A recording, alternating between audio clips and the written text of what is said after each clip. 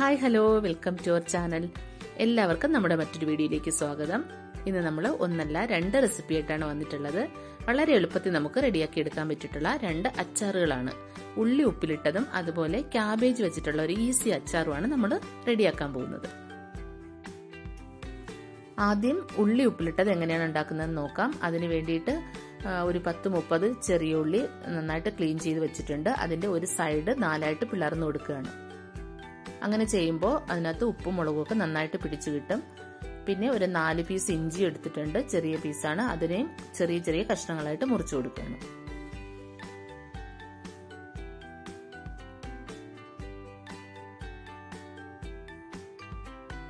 പിന്നെ ഒരു 12 പച്ചമുളക് ഞാൻ എടുത്തിട്ടുണ്ട്. അതിനെയും 2ആയിട്ട് മുറിച്ച് മാറ്റി വെക്കണം.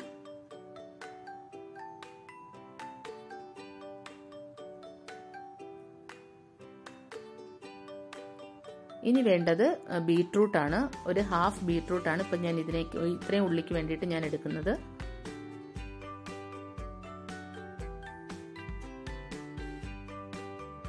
ബീട്രൂട്ടും ചെറിയ ചെറിയ ക്യൂബ്സ് ആയിട്ട് കട്ട് ചെയ്ത് വെക്കാം.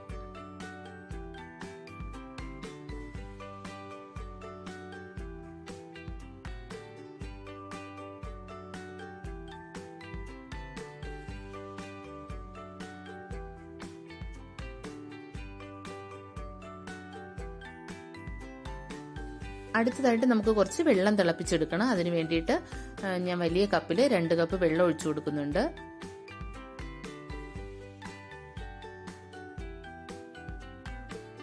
വെള്ളം തിളച്ചു തുടങ്ങുന്ന സമയത്ത് നമുക്ക് അതിലേക്ക് 2-3 പീസ് പട്ടയും 10-15 കുരുമുളകും കൂടെ ചേർത്ത് കൊടുക്കണം.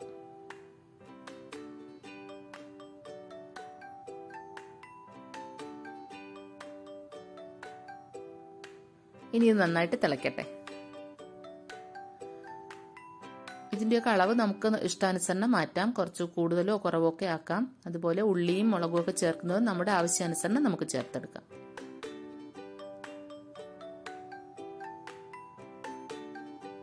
വെള്ളം നന്നായിട്ട് തിളച്ചിട്ടുണ്ട്. ഇനി ഇതിലേക്ക് നമുക്ക് പിക്കിളിന് ആവശ്യമായിട്ടുള്ള ഉപ്പ് ചേർത്ത് കൊടുക്കാം.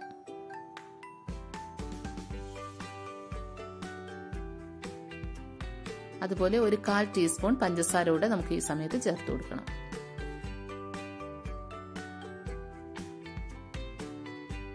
ഇനി തിളച്ചുകൊണ്ടിരിക്കുന്ന വെള്ളത്തിലേക്ക് നമ്മൾ അരിഞ്ഞു വെച്ചിട്ടുള്ള ബീട്രൂട്ട് ചേർത്ത് കൊടുക്കുകയാണ്. ഒരു കുറച്ച് സമയം, ഒരു 4-5 സെക്കൻഡ് ഒന്ന് അടച്ചു വെച്ചിട്ട് നമുക്ക് തീ ഓഫ് ചെയ്യാം. ഇനി എല്ലാം കൂടി നമുക്കൊരു ബോട്ടിലേക്ക് മാറ്റി കൊടുക്കാം. അതുപോലെ നമ്മൾ തിളപ്പിച്ച് വെച്ച വെള്ളം നന്നായിട്ട് തണുത്തതിന് ശേഷം, റൂം ടെമ്പറേച്ചറിലായതിനു ശേഷം മാത്രം ഇതിലേക്ക് ഒഴിക്കണം.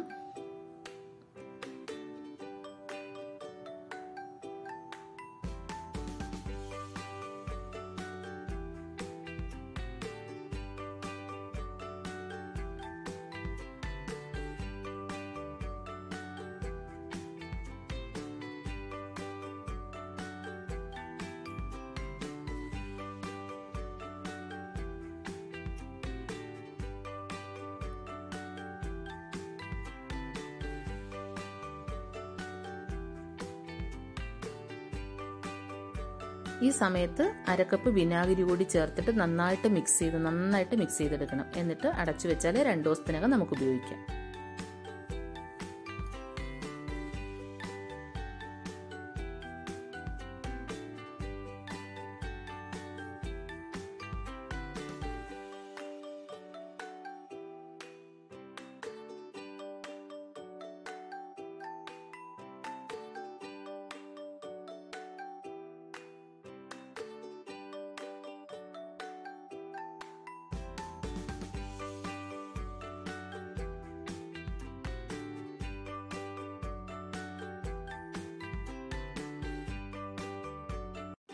അടുത്തതായിട്ട് നമ്മുടെ സെക്കൻഡ് റെസിപ്പി ക്യാബേജ് പിക്കിളാണ് ഉണ്ടാക്കുന്നത്.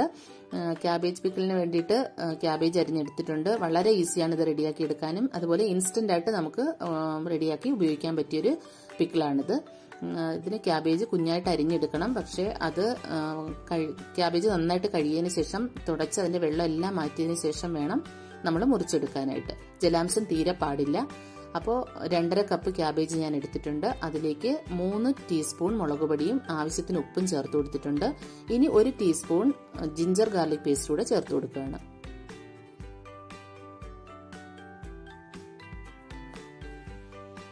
ഇനി ഇതിലേക്ക് നമുക്ക് 1/4 ടീസ്പൂൺ ഗരം മസാല കൂടെ ചേർത്ത് കൊടുക്കണം. ആ ക്യാബേജിന്റെ സ്മെല്ലൊന്ന് മാറി നിൽക്കാൻ വേണ്ടിയിട്ടാണ്. 1/4 ടീസ്പൂൺ ഗരം മസാല, 1/4 ടീസ്പൂൺ ഉലുവപ്പൊടി, അതുപോലെ 1/4 ടീസ്പൂൺ വറുത്ത ജീരകത്തിന്റെ പൊടി. ഇത് മൂന്നും കൂടെ നമ്മൾ ചേർത്ത് കൊടുക്കണം.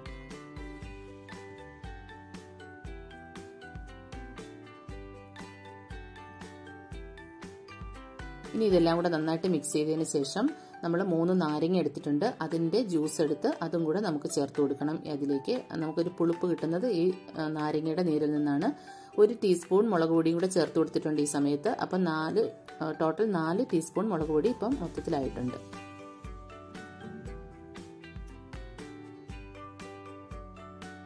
ഇത് ഉടനെ തന്നെ നമുക്ക് ഉപയോഗിക്കുകയും ചെയ്യാം. 2 ദിവസത്തേക്ക് മാറ്റി വെച്ചിരുന്നു. 2 ദിവസത്തിൽ കൂടുതൽ ഉപയോഗിക്കുകയാണെങ്കിൽ അത് ഫ്രിഡ്ജിൽ വെക്കണം. അല്ലെന്നുണ്ടെങ്കിൽ ചിലപ്പോൾ ചീത്തയായി പോകാൻ ചാൻസ് ഉണ്ട്.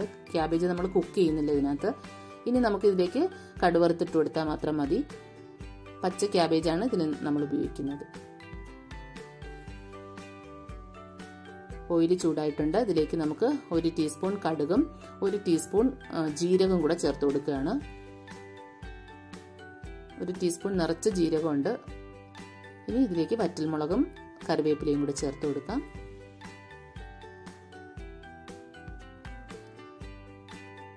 ഫ്ലെയിം ഒന്ന് ഓഫ് ചെയ്തതിന് ശേഷം ഇനി ഒരു 1/4 to 1/2 ടീസ്പൂൺ മഞ്ഞൾപ്പൊടി കൂടി ചേർത്ത് കൊടുത്തിട്ടാണ് നമ്മളിത് ക്യാബേജിലേക്ക് ആഡ് ചെയ്യുന്നത്.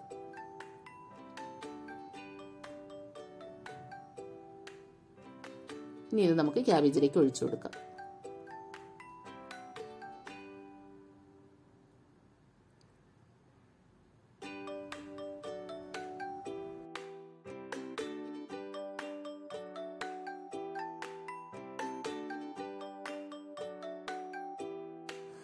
അപ്പോൾ നമ്മുടെ ക്യാബേജ് അച്ചാറും റെഡി ആയിട്ടുണ്ട്. വളരെ ഈസി ആയിട്ടുള്ള 2 റെസിപ്പി ആയിരുന്നില്ലേ? അപ്പോൾ ഇഷ്ടപ്പെട്ടിട്ടുണ്ടെങ്കിൽ എല്ലാവരും ഒന്ന് ട്രൈ ചെയ്ത് നോക്കണം. അതുപോലെ തന്നെ എല്ലാവർക്കും ഒന്ന് ഷെയർ ചെയ്തും കൊടുക്കണം. താങ്ക്